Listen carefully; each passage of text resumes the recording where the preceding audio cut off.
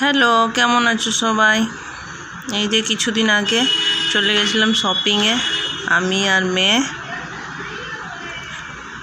এই দেখো ঘুরে ঘুরে একদম ভূত।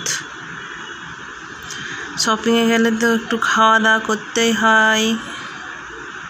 তো এই যে গেছিলাম একটা রেস্টুরেন্ট, অনেক সুন্দর রেস্টুরেন্ট, দেখে নাও।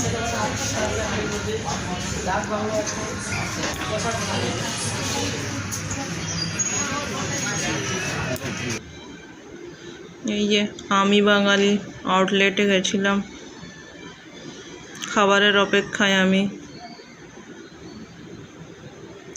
ভিতরে রেস্টুরেন্টে কেমন লাগছে বলো।